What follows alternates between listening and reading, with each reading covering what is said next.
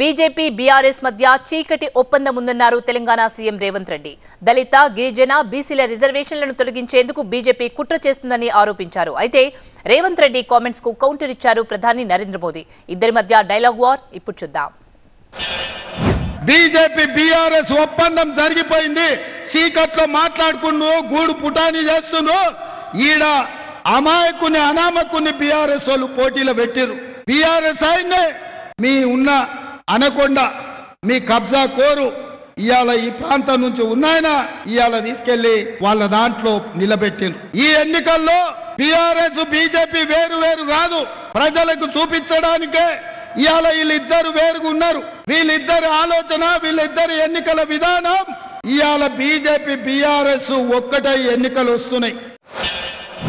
Congress BRS दोनों अलग नहीं बल्कि दोनों एक ही करप्शन रैकेट के मेंबर्स हैं।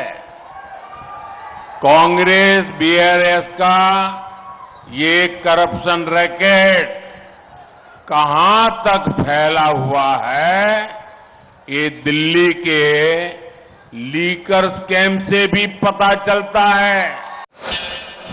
ఒక పక్కన బీసీ జనాభా లెక్కగట్టి రిజర్వేషన్లు పెంచాలని మేమంటుంటే బీజేపీ నాయకులు నరేంద్ర మోడీ, అమిత్ షా నుంచి మొదలు పెడితే జేపీ నడ్డా వరకు, బండి సంజయ్ వరకు, కిషన్ రెడ్డి వరకు, ధర్మపురి అరవింద్ వరకు బీజేపీ నాయకులు రిజర్వేషన్లను రద్దు చేస్తాం, మాకు 400 సీట్లు ఇవ్వండి అంటున్నారు. అంటే నేనేమన్నా, మీకు 400 సీట్లు ఇస్తే దళితులకు, గిరిజనులకు, బలైన వర్గాలకు నష్టం జరుగుద్ది.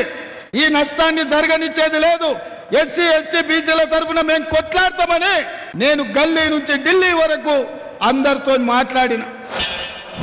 जब तक मोदी जिंदा है मैं दलितों का आरक्षण, आदिवासियों का आरक्षण, ओबीसी का आरक्षण, मुसलमानों को धर्म के आधार पर नहीं देने दूंगा, नहीं देने दूंगा, नहीं देने दूंगा।